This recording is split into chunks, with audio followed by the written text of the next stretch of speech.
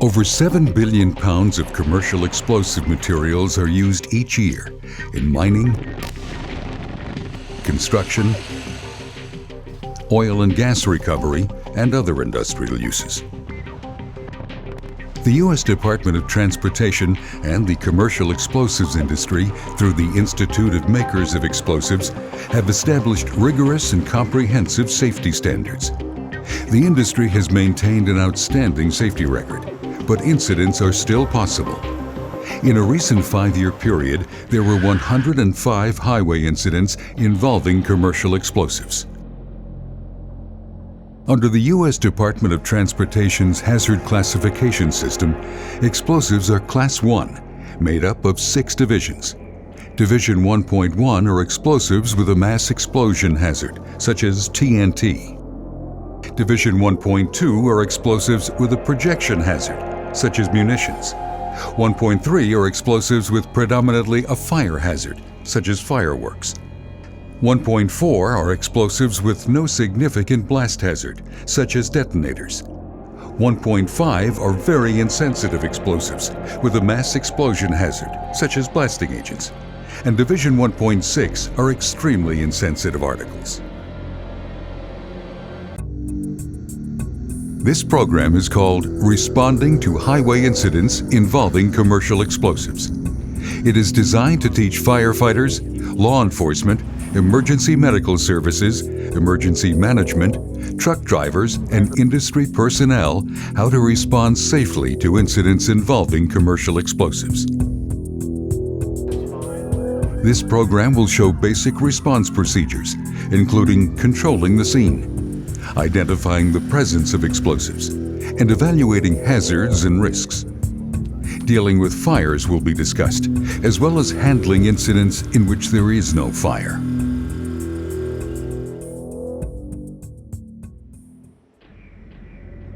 There should be a standard approach to handling every incident.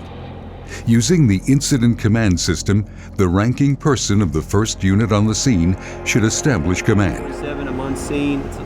Later, as more resources arrive, command may be passed to a more senior or more qualified individual. A perimeter must be established to control access to the incident scene and to direct traffic away. Unauthorized persons should be removed from the immediate area and kept outside the perimeter. Control zone should be established. The hot zone should be in accordance with the recommended evacuation distances. If there is no fire, DOT's Emergency Response Guidebook, or ERG, recommends an initial evacuation of at least 1/2 mile in all directions for large spills of all Class 1 materials, except for Divisions 1.4 and 1.6, for which the recommended minimum distance is 800 feet. Sources of ignition, including mechanical equipment, must be controlled. Command should carry out a thorough 360-degree size-up. What kind of vehicle is involved? Several different types of vehicles are used to move explosives over highways. Large tractor-trailers may be used as well as smaller trucks. Some trucks may be equipped with portable magazines. Bulk trucks, which can deliver, mix, and load explosive materials directly at the blast location, may be encountered. The wide variety of hazmat carried on some bulk trucks can complicate the size-up. If compartments of these trucks are ruptured in an accident and the products become inadvertently mixed, it is unlikely that the mixture will become sensitized. What is the material involved? DOT placards or labels may be evident. Responders may use the ERG to learn more about the product and basic response procedures.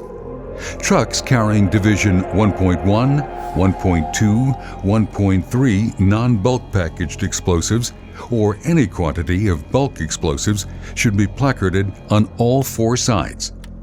Trucks carrying over 1,000 pounds of Division 1.4, 1.5, and 1.6 non-bulk packaged explosives should also be placarded. Compatibility groups provide further information about the hazards of the Class 1 materials. Although optional, explosives placards may display a compatibility group. Class 1 non-bulk package labels should always show the compatibility group. On shipping papers, the compatibility group letter should be immediately on the right of the division number. The glossary in the back of the Emergency Response Guidebook provides helpful details on compatibility groups. More permissive response procedures are permitted for compatibility group 1.4S. A placarded truck can contain a wide assortment of explosives of varying sizes and packaging. Division 1.1D substances such as PETN, TNT, RDX, and HMX are packaged in fiberboard boxes or drums, weighing up to 60 pounds. Blasting explosives, Division 1.1D, are granular, gelled, or emulsified substances normally packaged in 40 to 60 pound fiberboard boxes. There may be from 2 to 100 individual cartridges in the box. The cartridge wrappers are usually paper, spiral-bound fiberboard tapered nose tubes, cylindrical fiberboard tubes, or plastic film.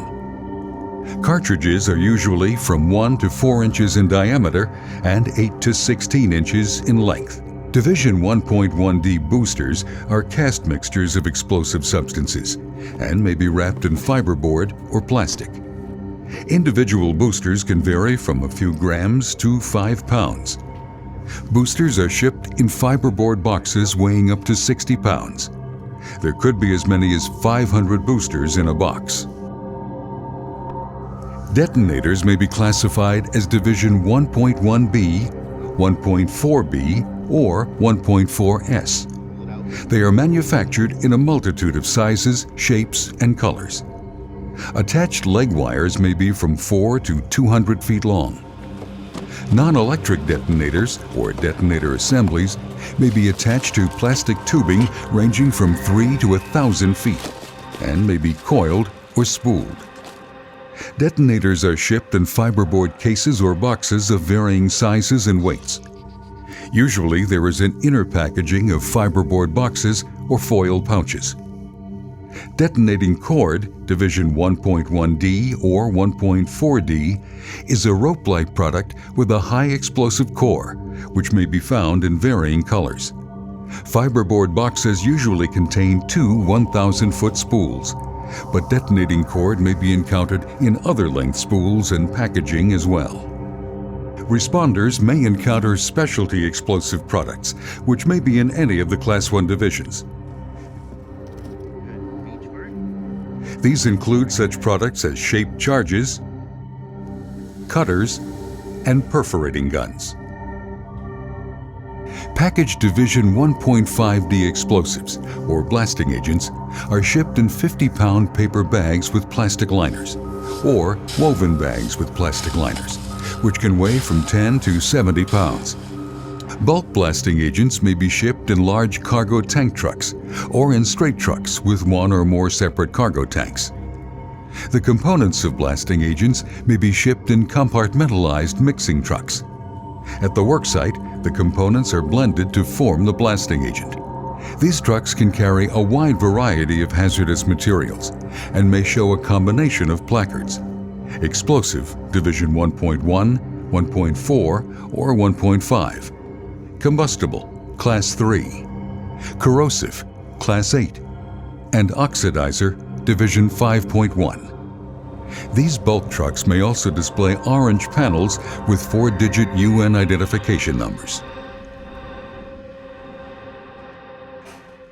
Ammonium nitrate, a Division 5.1 oxidizer, may be in the form of a small white prill, an emulsion, or a solution.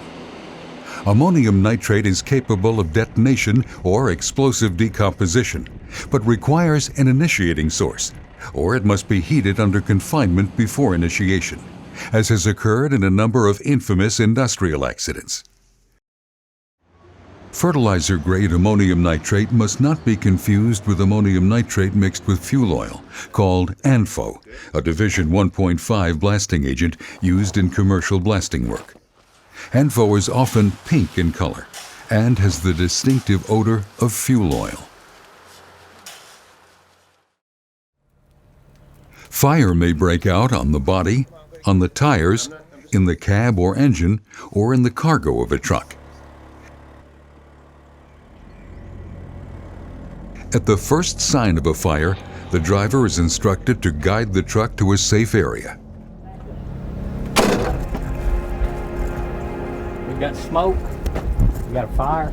Go your underway, drop your cones, flag traffic, turn around. If not injured, the driver is instructed to take charge of the scene until emergency responders arrive. An explosives carrying vehicle may have 2 drivers, and both should be accounted for.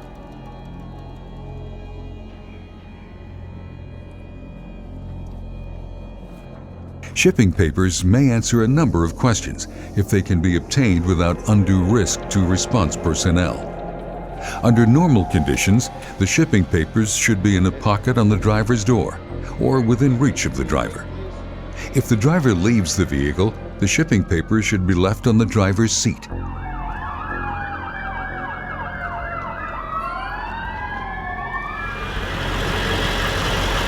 got a cargo fire and a load of 1.1 explosive.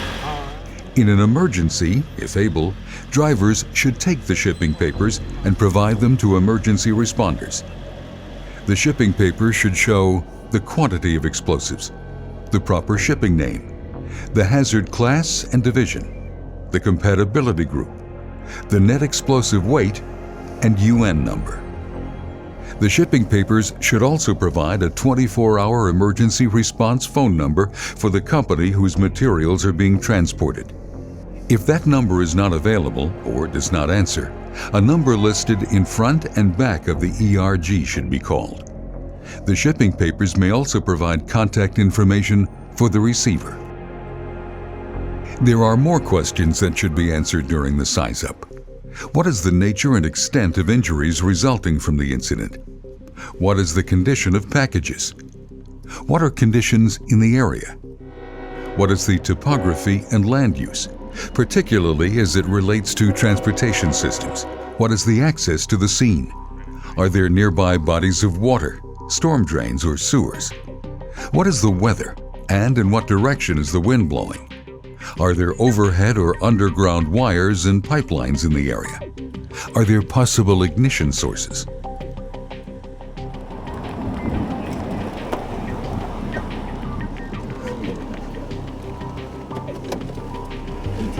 We got a hazmat situation. We're gonna need FD and hazmat personnel.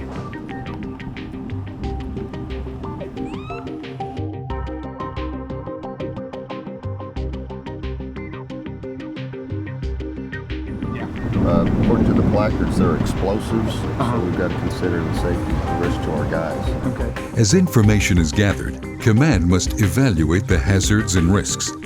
What hazards are posed by the materials involved in the incident? What are the risks posed by committing responders into the hot zone?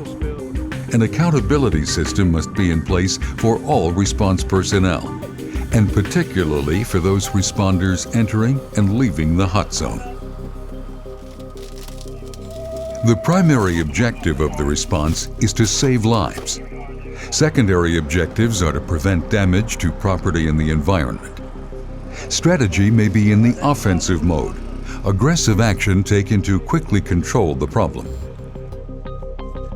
Defensive strategy is less aggressive and directed toward limiting the overall size and impact of the problem.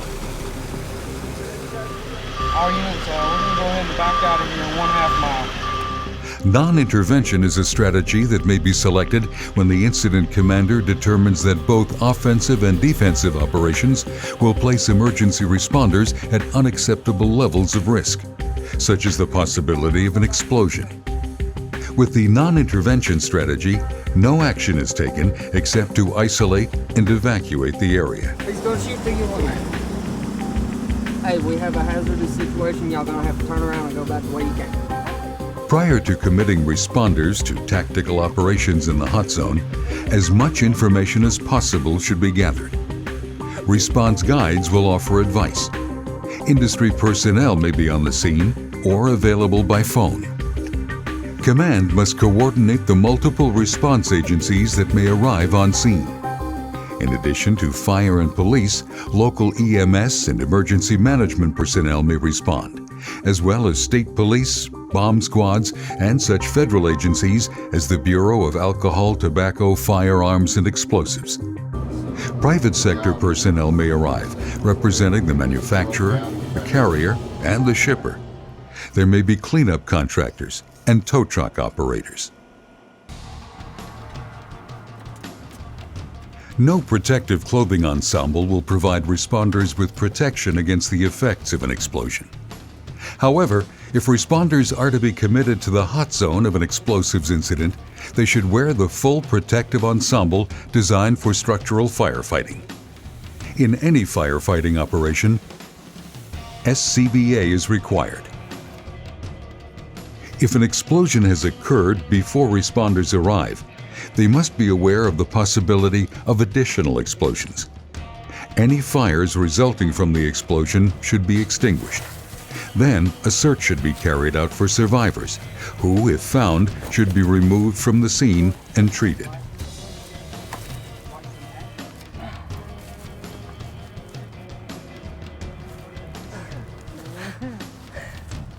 A secondary search should be conducted to recover any live explosives projected from the incident scene. The driver or operator of the vehicle is an important source of information. The driver should know the class and division of the explosives in the vehicle, the inherent dangers, and procedures to be followed to protect the public from those dangers. Responders to the scene of a cargo fire in an explosives truck should assume that the materials will detonate, even though some explosive materials can be completely consumed by fire without detonating. No effort should be made to fight a fire in a cargo of explosives. Instead, if Division 1.1, 1.2, 1.3, or 1.5 materials are involved in the fire, evacuate the area for a 1-mile radius and let the fire burn. If the product is an oxidizer, a similar tactic should be employed. Evacuate the area for a 1-mile radius and let the fire burn. If only Division 1.4 or Division 1.6 materials are involved in the fire, evacuate the area for 1/3 of a mile. If only Division 1.4 Compatibility Group S explosives are involved, consider isolating at least 50 feet in all directions. Only 1.4S explosive fires may be fought with normal precautions from a reasonable distance. When burning, explosives and oxidizers give off toxic smoke. If the fire is on the body of the truck, unmanned monitors should be used for extinguishment. Evacuate at once if it appears the fire will reach the cargo. There should be a procedure in place, such as an audible warning, to evacuate personnel from the hot zone without delay.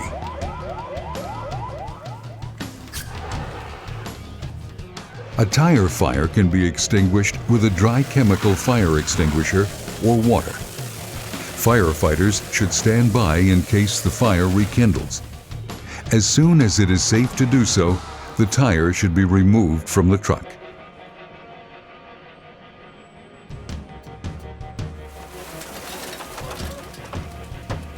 When the fire is in the cab or engine of the truck, water or dry chemical can be used to fight the fire.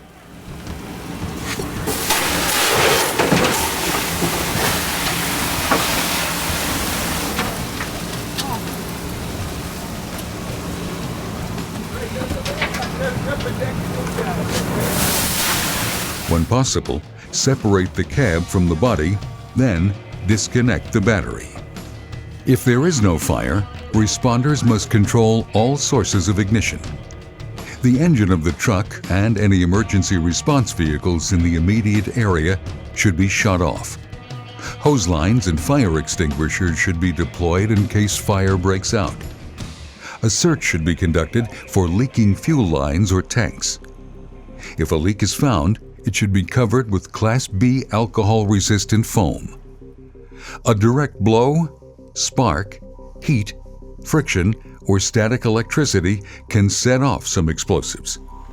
Spark-resistant tools should be used when working on wreckage near spilled materials or fuel.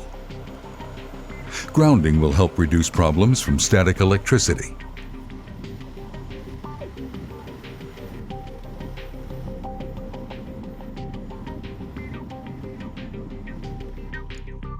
Thorough wetting of the area will reduce the danger of explosion. Wash water may have to be controlled. Nearby storm drains, bodies of water, and sewers should be protected and water authorities notified.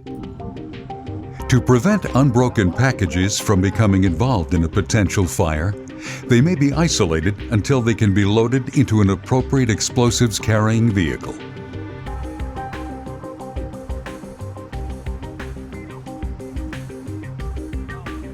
Command should determine if explosives have contaminated personnel or equipment. Procedures for decontamination will have to be organized. If explosive material has contacted any part of the body or protective clothing, the product can be washed away with copious amounts of water. Before the incident can be terminated, the scene will have to be cleaned up. This is usually carried out by a private contractor selected by the shipper.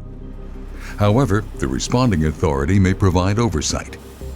A debriefing for emergency response personnel should be carried out before any responders leave the scene.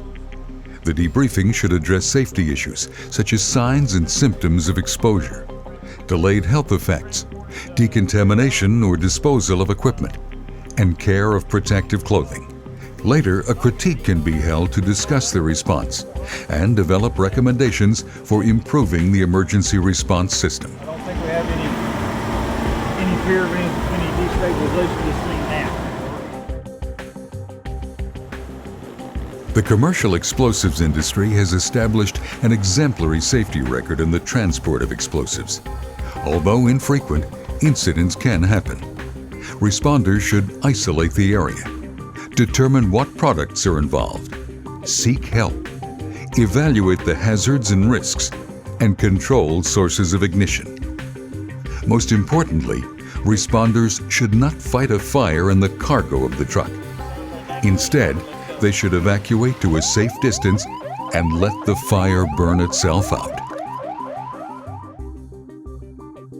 A highway incident involving commercial explosives presents significant risks. Yet an informed response can handle the incident safely and help keep the community safe.